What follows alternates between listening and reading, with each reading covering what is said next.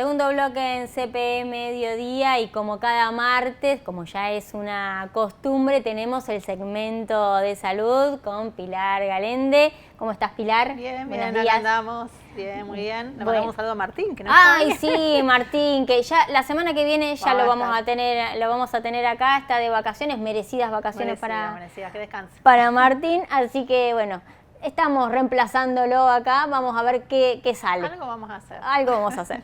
Bueno, ¿de qué vamos a hablar hoy?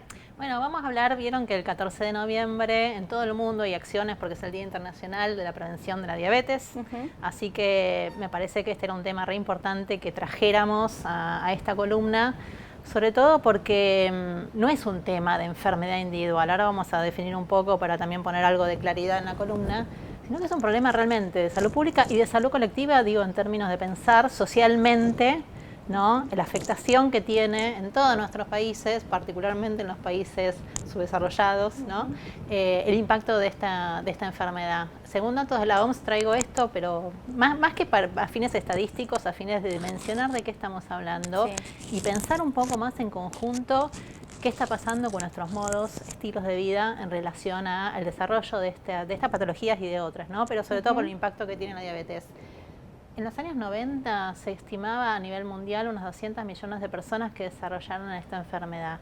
¿Sabes cuánto? Dicen en el año 2022, habría que ver actualizada, ¿no? Y cuáles son las proyecciones a futuro. Sí. Había 200 millones en los años 90, hoy estamos hablando de 800 millones de personas en el mundo más que tienen diabetes. Entonces digo, ahí hay un tema para pensarlo también colectivamente, ¿no? ¿Qué está pasando con nuestra alimentación, con nuestras formas cotidianas, ¿no? de vida? Y bueno, y traer un poco a ver como ciertas aclaraciones en relación a la enfermedad, porque digo, desde también mi experiencia como médica en la consulta, si bien viste que hay más información, cada vez hay más difusión, el Día Mundial también sirve justamente para la prevención, hay como cierta confusión, viste, a veces de qué estamos hablando cuando hablamos de diabetes, hay personas que entienden de que no la tengo, pero estoy en estado previo, ¿no? Como que a veces hay como matices que está bueno como aclarar. Primero que aclarar que la enfermedad en sí es a mí me gusta más hablar como un trastorno crónico del metabolismo. No tiene cura. No tiene cura, o sea, en términos de que son enfermedades crónicas, ¿sí? No son enfermedades agudas que se curan y se resuelven, son enfermedades que producen un trastorno crónico, ¿sí? Del metabolismo, donde lo que caracteriza es la persistencia del azúcar elevado en sangre, que es, para traducirlo en términos médicos, que ya está medio vulgarizado, es la glucemia, ¿sí? Esa glucemia se mide en la sangre. Eso es re importante, ¿viste? Porque hay mucha gente, no sé si te ha pasado, que te invitaron, no sé, fuiste a la de tu suegro que es diabético y tenía para hacerse el monitoreo, si te dio el pinchacito después de comer y te dio re alto y decís, no, che, soy diabético. No, digamos, hay que tener conciencia de que la enfermedad se puede diagnosticar, que está bueno diagnosticarla en forma temprana porque para muchas personas efectivamente puede permanecer asintomática, ¿sí? Sin tantas manifestaciones durante mucho tiempo, pero que el diagnóstico correcto se hace con un laboratorio de sangre, que tiene que estar correctamente realizado y en ayunas, ¿sí? De hecho le dicen la enfermedad silenciosa, ¿no? Enfermedad silenciosa, que eso es lo complicado de estas patologías, porque muchas personas no saben que la tienen, ¿no? Entonces como que llegan un poquito como más tarde a ese diagnóstico, y esto de los síntomas, a veces vieron que se empezó como a difundir esto de hoy tenés mucha sed, ¿no? O tenés una pérdida de peso medio inexplicable, o esta cosa de comer con compulsión, que son síntomas a veces medio inespecíficos, no siempre son, hablan exactamente de que es diabetes, por ahí es un signo para decir, bueno, hago la consulta, ¿no? Pero muchas veces estos síntomas pasan desapercibidos o no se manifiestan, y ahí sí aparecen lo que llaman las complicaciones, que eso es lo que más nos preocupa, porque son enfermedades que dañan nuestro organismo a lo largo de los años, con eso hablamos de cronicidad, ¿no? Y ahí sí hay que dimensionar que la morbilidad, es decir, la carga de enfermedad y de muerte, está más asociado a que este azúcar elevado en la sangre va como deteriorando, lastimando esas pequeñas arterias, ¿sí? Esos pequeños vasos sanguíneos, que ¿a dónde van? A nuestros órganos más vitales, que son cerebro, corazón, riñón, por supuesto los miembros inferiores, las piernas, vieron que a veces también se relaciona con amputaciones, pero la carga de muerte se asocia sobre todo a accidente cerebrovascular, a infarto, ¿no? Y a insuficiencia renal. Entonces, bueno, es re importante, digamos, como esto, digamos, salir como de la mirada individual, Porque es cierto, y charlamos un poquito fuera de aire, ¿viste? De las cuestiones genéticas, y está esta pregunta un poco de, soy, no sé, digamos, tengo una carga hereditaria, en mi familia hay personas con diabetes, ¿voy a ser diabético? No necesariamente, pero sí sabemos que esa carga... Sos propenso, digamos. Claro, que hay una propensión genética a desarrollar la enfermedad, que está bueno, pero que no necesariamente todas las personas van a desarrollarla, ¿sí? Claro. Y ahí es donde por ahí está bueno repasar y tener esta mirada más comunitaria y social de cuáles son las formas también de prevenir y evitar el desarrollo de estas enfermedades, ¿no? Y ahí sí aparece, que me gusta un poco desarmar, ¿viste? La idea de que la obesidad se asocia a enfermedad. Sí. Es cierto que el sobrepeso está asociado, digamos, a sobre todo lo que llaman diabetes tipo 2. ¿Escuchaste hablar? Sí, de diabetes. Eso te iba a preguntar. Sí. Hay tipos, ¿no? Hay dos tipos de diabetes fundamentalmente. Perdón. Sí, hay una que es más grave que la otra, una cosa así. Más que en gravedad son diferentes las presentaciones. La diabetes llamada 1 se presenta en forma más temprana, son las dietas más juveniles, más frecuentemente requieren insulina. La diabetes 2, que es la que más estadísticamente tiene impacto, es la que se presenta más en la adultez y que está más vinculada con esto del sobrepeso, ¿sí? Pero bueno, a ver, tratemos de separar la idea también que patologiza la obesidad, digamos, como una carga de enfermedad, que las personas con obesidad tienen enfermedad, o sea, no todas las personas que tengan sobrepeso, pero bueno, cuando hay una predisposición genética y hay tendencia al sedentarismo, es decir, no hacer actividad física, ¿no? El exceso de peso es uno de los factores que puede como dar más prevalencia y posibilidades de que esta enfermedad se desarrolle. Entonces, ahí viene como otra pregunta, ¿no? Que es decir, estas estadísticas tan fuertes, ¿no?, que señalan al principio, ¿cómo las relacionamos con cómo estamos viviendo? Sí. Eso me parece que es darle una mirada social a esta enfermedad, no pensarlo en términos de individualidad, sino de pensar que estos números nos hablan de que más allá de estas predisposiciones genéticas hereditarias, hay algo en nuestras formas y estilos de vivir que también son difíciles de modificar si no hay políticas públicas. Digo, porque si hablamos de alimentación, ¿qué es lo que comemos, sobre todo los argentinos? Harinas, ¿no? A veces uno asocia el azúcar, claro, por supuesto, el azúcar en sangre con lo dulce, pero hay que saber que los llamados hidratos de carbono, o sea, todas las harinas y otras verduras que también tienen hidratos, también, o los cereales, digamos, pueden elevar ese azúcar en sangre, ¿no?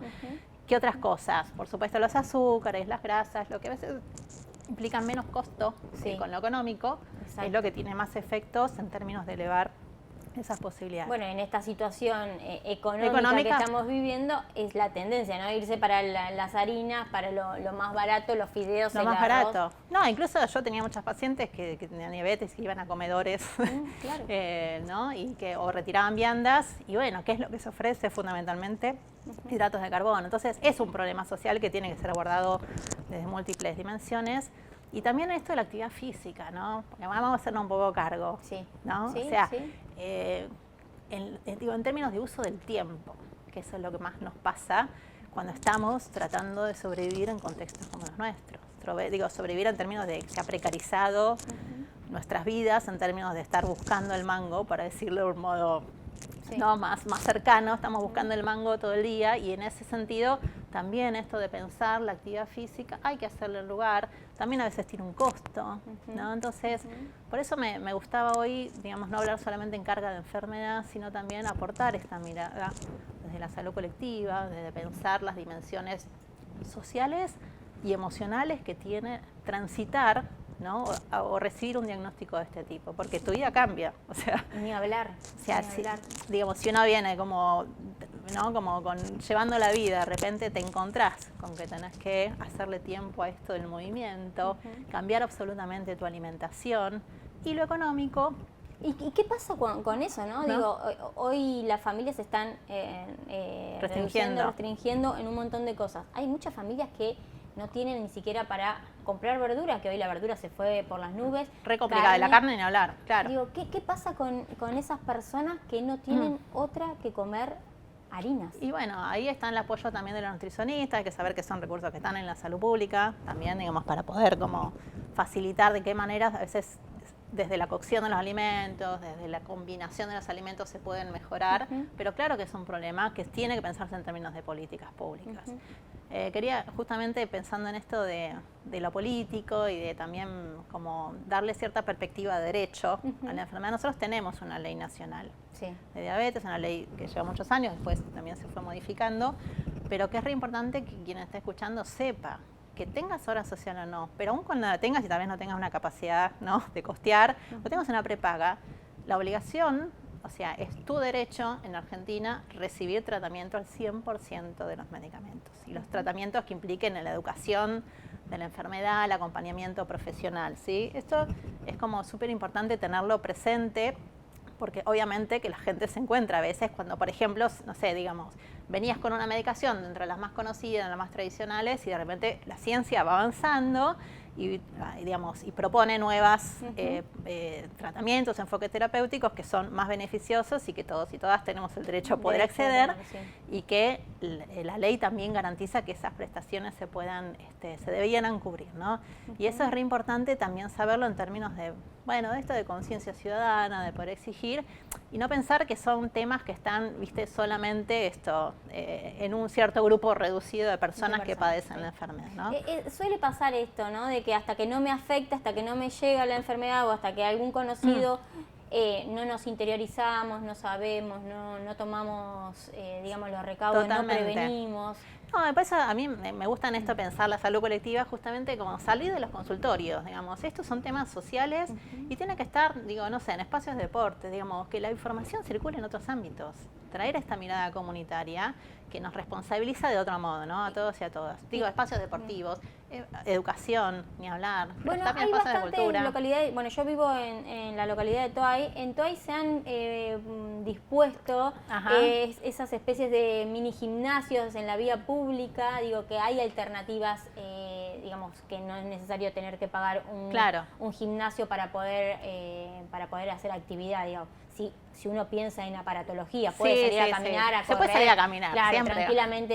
De hecho, viste, las recomendaciones a veces cuesta un poco, pero a ver, si vamos a las recomendaciones, ahora sí estrictamente médicas, a veces lees los protocolos y dicen 20 a 30 minutos por día. Claro, no es inviable. A veces cuesta un montón ese tiempo, pero bueno, es cierto que, por eso digo, todos y todas podemos ayudar en generar esos espacios desde los ámbitos que estamos, ¿no? O sea que, y ahí, bueno, digo, no es solo salud, por eso digo, es educación, es deporte, es cultura, digamos, son los espacios donde estamos difundiendo información correcta, ¿no? ¿Cómo está la provincia de La Pampa en ese sentido? Digo, bueno, el tema prevención y aparte en casos, en cantidad de casos, no sé si hay estadísticas. No traje estadísticas exactas pero bueno, dentro de nosotros como principales enfermedades de morbilidad y mortalidad son las enfermedades crónicas, así que la diabetes está incluida dentro de esas patologías, así que obvio que La Pampa es una provincia que también tiene este tema como uno de los temas fuertes, digamos, a abordar,